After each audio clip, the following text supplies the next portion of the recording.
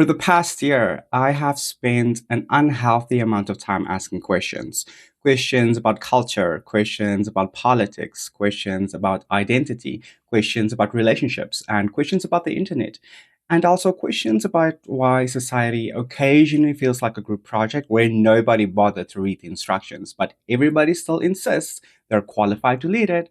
Some of those questions became blog posts, some became videos, some started debates, some started arguments, and some probably got me muted in a few group chats. Honestly, fair enough. If you're new here, I'm Mitch, and this is MitchCraft.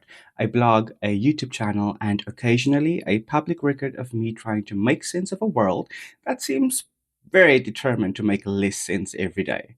This month marks 1 year since MitchCraft Online went live.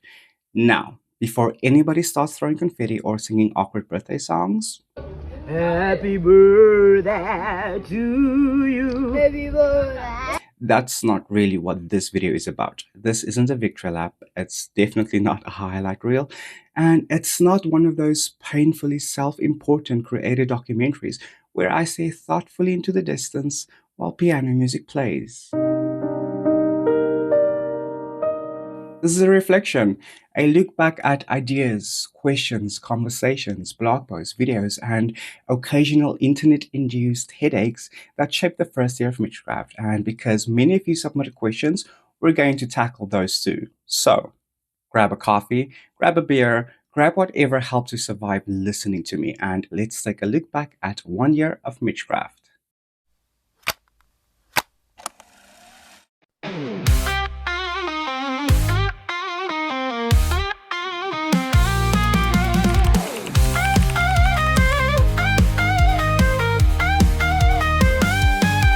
MitchCraft Online, come on in, join the talk, let's begin.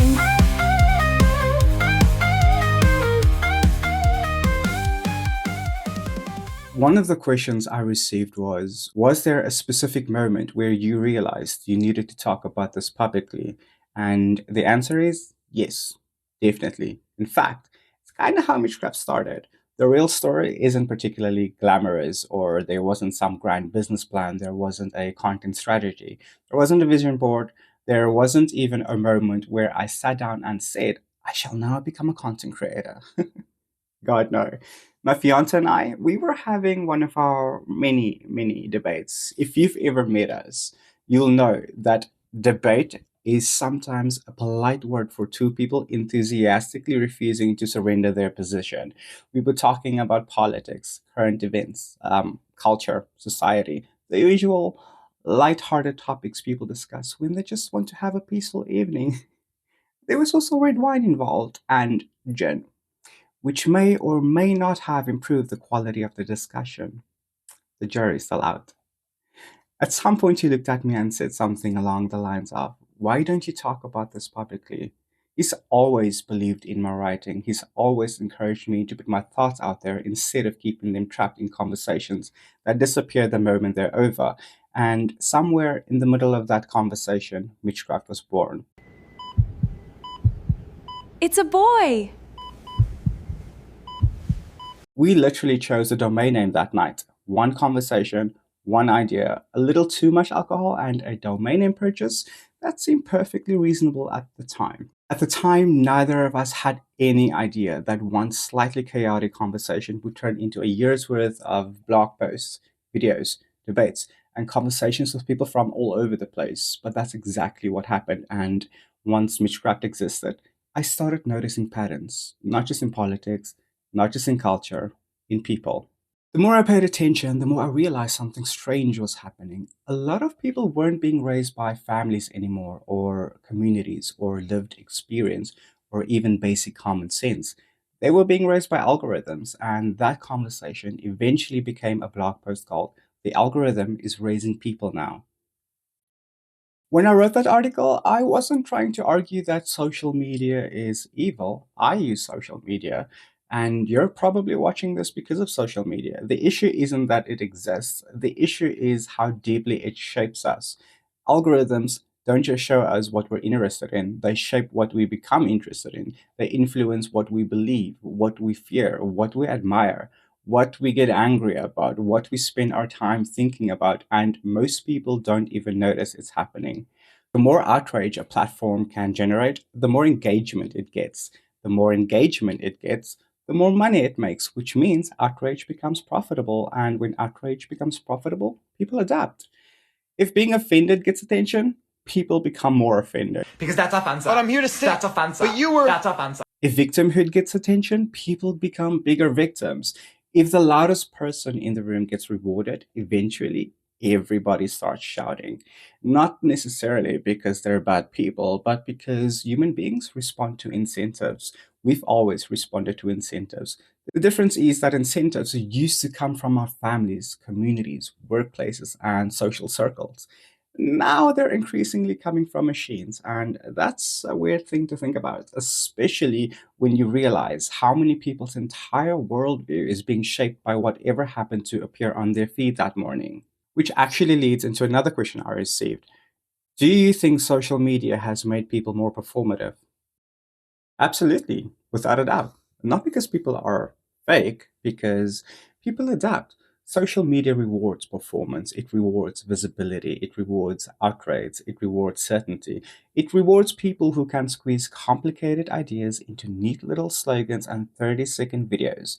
The internet isn't necessarily making people worse, it's rewarding the parts of ourselves that were already there. And when enough people starts performing for an audience, eventually, performance starts replacing authenticity. People begin branding themselves, curating themselves, marketing themselves, living their lives through a lens instead of actually living them. And I think that's had a profound impact on how we connect with one another, which brings me to another article. One of the blog posts that resonated with a lot of people was called Everybody Wants Deep Connection Until It Requires Effort. And honestly, I think it resonated because most of us know exactly what that feels like. People constantly talk about wanting meaningful friendships, meaningful relationships, meaningful conversations, meaningful connections. But all of those things require something many people are increasingly uncomfortable with: effort. Real connection takes time. Vulnerability. It takes patience. It takes showing up even when it's inconvenient. It takes listening when you'd rather talk. It takes discomfort, and discomfort is something modern culture has been remarkably good at avoiding. We've become incredibly connected digitally. We can reach almost anyone, anywhere, at any time, and yet loneliness remains one of the defining problems of modern life. That's fascinating to me because it suggests that access isn't the same thing as connection. Technology can absolutely help us communicate. It can't do the work of caring, though. And that's one of the themes that kept appearing throughout the first day of MitchCraft.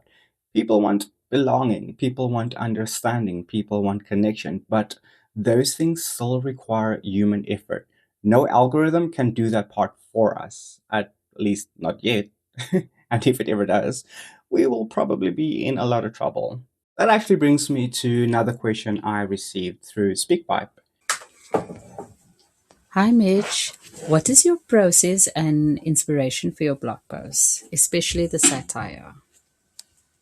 Honestly, there's so much absurdity happening in the world that half the time the content practically writes itself. The internet wakes up every morning and immediately begins generating material. You just have to pay attention. Satire, for me, has always felt like a push valve, a way of stepping back from all of the chaos and laughing at it for a moment. Not because the issues aren't serious, sometimes because they are. Humor can be a surprisingly effective way of exposing something ridiculous. Sometimes people lower their defenses when they're laughing, and that's often when they're most willing to think. As for the actual writing process, I've always been a writer, long before MitchCraft existed. I've learned a lot from a lot of different authors over the years. But one person who had a huge impact on me was David Morrell. Not necessarily because of the genre he writes, but because of how he approaches storytelling. His book, Lessons from a Lifetime of Writing, genuinely changed the way I think about writing, the way I approach ideas, the way I approach structure, the way I approach conversations, because that's really what most of my writing is: a conversation. My blog posts begin with me arguing with myself, see something, question it, challenge it, defend it, pull it apart, put it back together, and eventually that internal conversation becomes a blog post. That's probably the simplest way to explain the MitchCraft writing process. It's basically me having an argument with myself and then publishing the evidence. And once I started publishing those conversations, I noticed something else. The topics that generate the strongest reaction weren't always the ones people disagreed with. They were the ones that challenged assumptions, the ones that made people uncomfortable, the ones that forced people to stop and ask, wait, why do I actually believe this? And nowhere was that more obvious than in some of the conversations around identity and culture and the increasingly complicated world of modern politics. As Mishcraft grew, I noticed another pattern. People weren't just disagreeing anymore, they were moralizing every single thing. Every conversation seemed to come with a scoreboard attached: good person, bad person, ally, bigot, victim, oppressor, and somewhere along the way, nuance got locked in a cupboard and forgotten about. One of the blog posts where I explored that idea was called "Should Straight Men Date Trans Women?" Now, despite the title, that article was never really about dating. It was about something much bigger. It was about whether personal preference and boundaries and attraction are increasingly being treated as political questions. Because one thing I kept noticing online was that people weren't simply debating ideas anymore. They were trying to enforce agreement. If somebody didn't share a particular view, it wasn't enough to disagree with them. They had to be corrected, re educated, explained, fixed. And that's where things start getting interesting because attraction itself isn't a policy position, it's not a voting record, it's not something that can be legislated into existence. Yet increasingly, people seem to expect others to justify personal preferences as though they are standing trial. That fascinated me. Not because it gave me answers, but because it raised more questions. And if there's one thing Mishcraft has always been about, it's asking questions, even when those questions make people uncomfortable. Which leads perfectly into another question I received. You talk a lot about gender politics. Do you get lots of backlash and criticism for it? And how do you deal with it, especially when you've mentioned before that you're in a same sex relationship? Short answer: yeah, of course. Criticism comes with the territory. If you're talking about controversial topics and nobody's criticizing you, you're probably discussing paint drying. The reality is that once you start questioning popular narratives, people are going to push back. Sometimes respectfully, sometimes not. And honestly, that's okay. I never really expected everyone to agree with me. That would be both unrealistic and terrifying. What interests me more is why people react the way that they do, because I've always believed that questioning an idea isn't the same thing as attacking a person. Ideas should survive scrutiny. In fact, they should welcome scrutiny. If an idea can only survive inside an echo chamber, that's worth paying attention to. Being in a same sex relationship doesn't automatically place me inside a particular ideological box.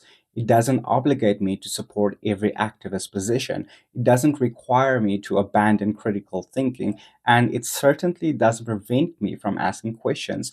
I've always cared more about truth than approval, and if asking questions occasionally upsets people, that's a price I'm willing to pay, because I'd rather have an honest conversation than a comfortable lie. That observation eventually became one of my videos. When did LGBTQ become a paragraph? And before anybody starts sharpening their pitchforks, the point of that video wasn't to attack people, it was to explore a trend, a question, a curiosity, because over time I noticed something. The acronym, it just kept getting longer. The categories kept getting more specific. The labels kept multiplying. And I found myself wondering, at what point does identity stop bringing people together and start separating them? That's a genuine question, not a rhetorical one, because while identity can help people understand themselves, it can also become the thing that defines every interaction, every conversation, every relationship, every disagreement. And the more fragmented people become, the harder it becomes to find common ground. That's one of the reasons I made that video, not because I had all the answers, but because I thought the question was worth asking. It actually reminds me of another audience question.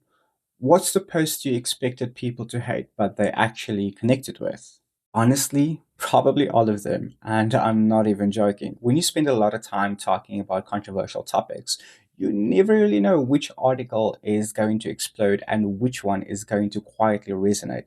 But if I had to choose, I'd probably point to some of the pieces involving gender politics and identity, because the internet often creates the illusion that everybody agrees with the loudest voices. Then you publish something, and suddenly you realize there are a lot of people sitting quietly in the background thinking, thank God, somebody finally said it. One example is my position that biological sex is real, that men cannot become women and women cannot become men.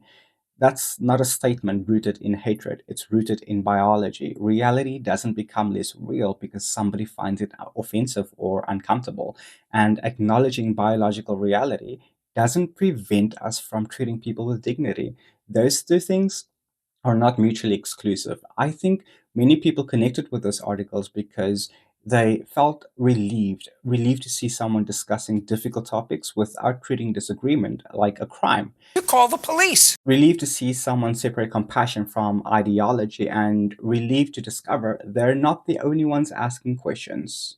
The same pattern appeared in another article: Culture Vultures, Crybabies, and Copycats, the Never Ending Appropriation Olympics. Now, if there's one thing the internet excels at, it's turning absolutely everything into a battlefield. Food, hair, music, clothing, language, memes, probably oxygen if given enough time. What fascinated me wasn't culture itself, it was the growing tendency to treat cultural exchange as cultural theft, as though curiosity is somehow suspicious, as though participation automatically equals exploitation. And the irony is that culture has always evolved through exchange, always. That's how music evolves, that's how language evolves, that's how food evolves, that's how society evolves. What? It's evolving! The entire history of humanity is basically one giant remix, and yet online, it sometimes feels like we're all standing at the gates checking identity documents before someone is allowed to enjoy a hairstyle or eat a taco. That disconnect fascinated me because it felt like another example of people becoming more interested in policing each other than understanding each other. And speaking of understanding each other, another question I received was, how do you balance honesty without becoming hateful or bitter? That's a really good question because if you spend enough time talking about politics, culture, social issues, and the internet, bitterness becomes a genuine risk. The world provides plenty of opportunities for cynicism. Trust me, the trick is, at least for me, is remembering that people are often more complicated than their worst opinions. The internet encourages us to see each other as avatars, as stereotypes, as enemies. Real life reminds us that most people are just messy, confused, contradictory, trying their best. I'm trying my best, honey. And occasionally spectacularly wrong, including me, especially me. Humor helps too. Humor creates distance. It allows you to acknowledge something ridiculous without letting it consume you.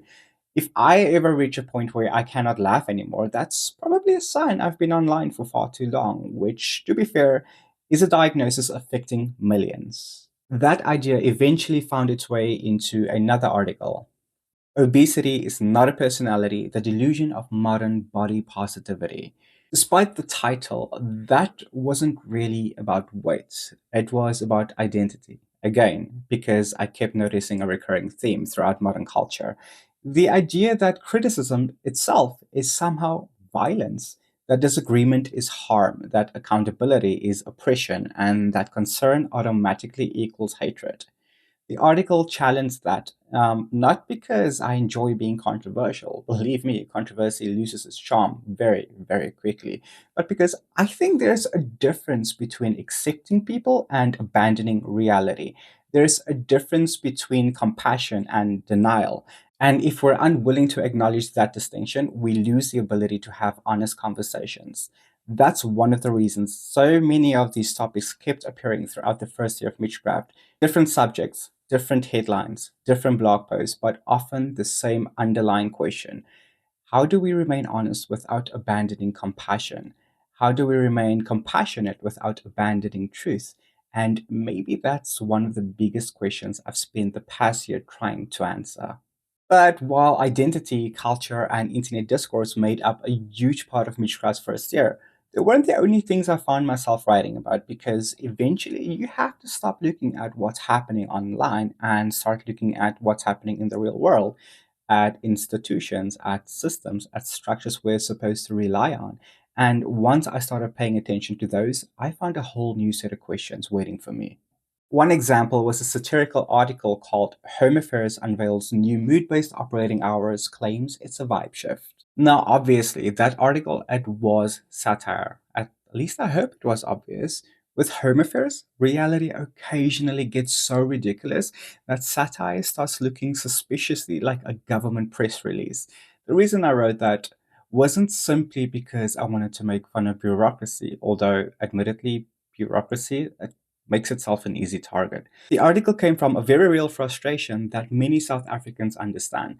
That feeling of interacting with systems that seem completely disconnected from the people they're supposed to serve.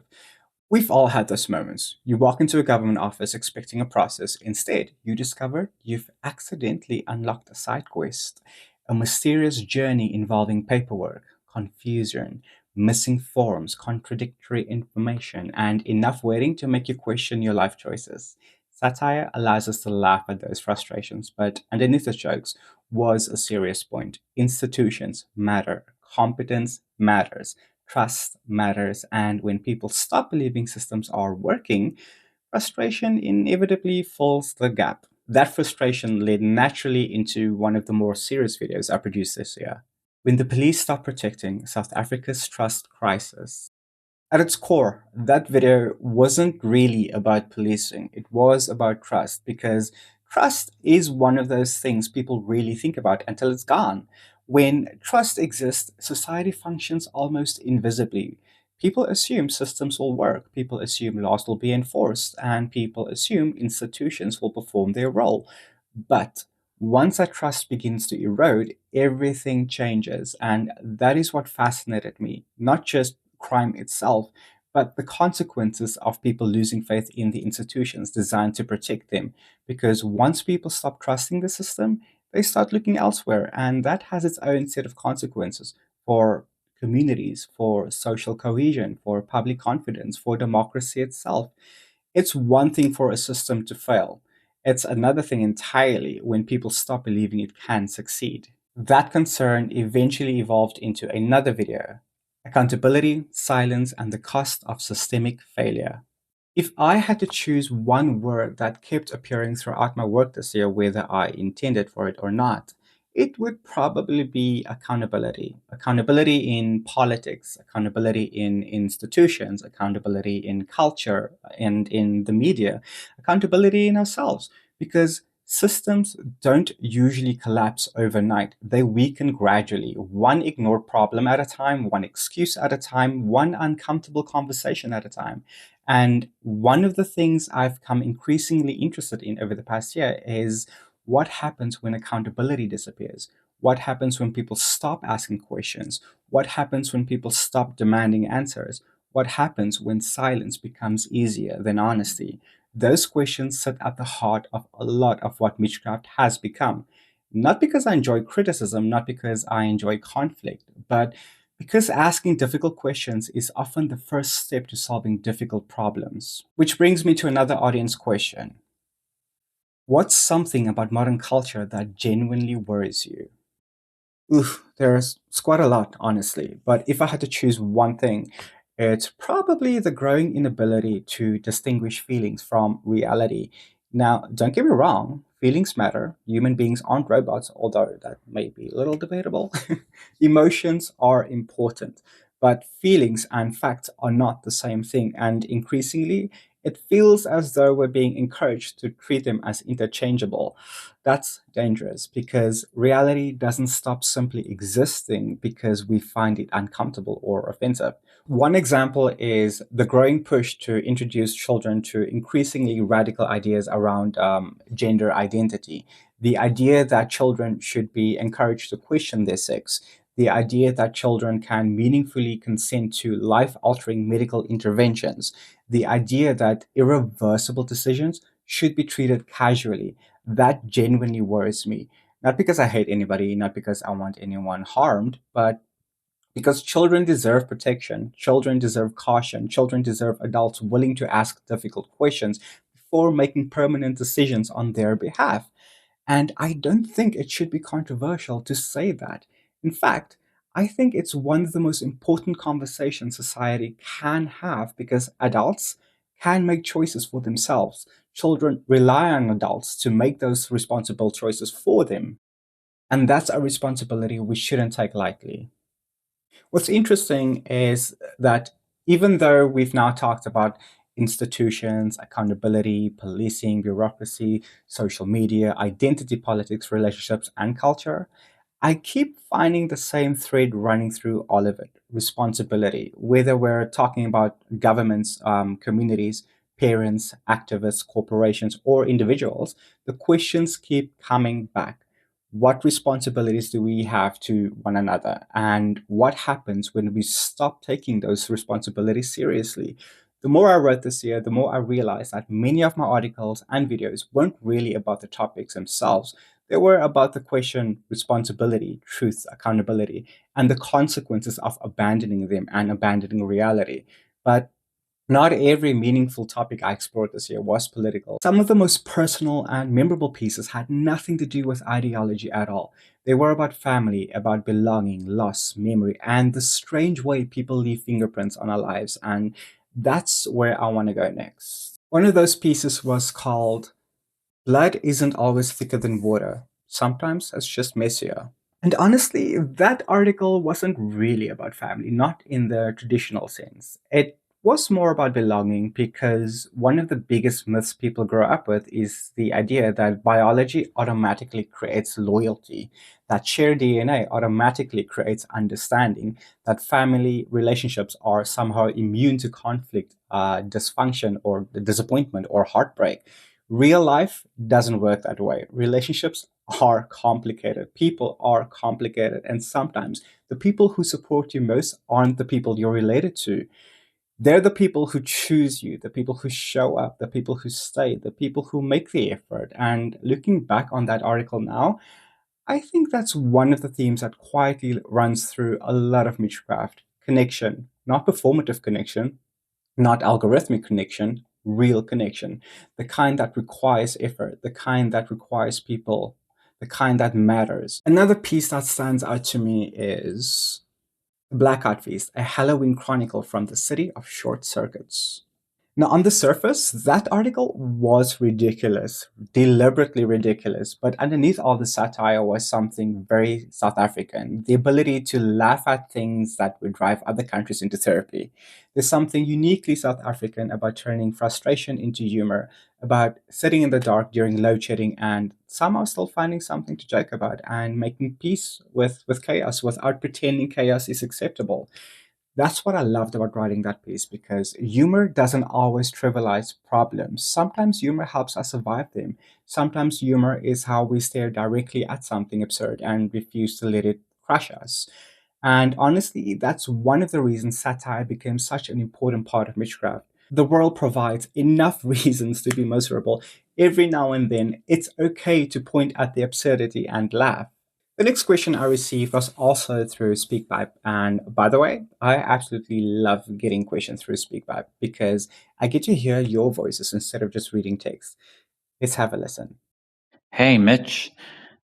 What is the easiest topic to talk about, and what is the most difficult or most frustrating to talk about? That's a great question. The easiest topics are usually the ones where the absurdity is obvious. The internet provides those daily, sometimes hourly, sometimes every 5 minutes. Those are the topics where the satire practically writes itself. You don't have to go looking for material. The material comes sprinting towards you carrying a megaphone. The harder topics are the ones that carry more genuine emotional weight, the topics where people are hurting, the topics where there aren't neat answers, the topics where getting it wrong actually matters. Those require more thought, more care, more patience, and sometimes they stay with you long after you finished writing about them. Those are the pieces that linger. And speaking of pieces that linger, there is one article I found myself thinking about long after I wrote it. Not because it was the most controversial, not because it generated the biggest argument, but because it asked the question I genuinely don't think any of us have fully answered it. That article was Digital Ghosts: What Happens to Our Online Selves After We Die?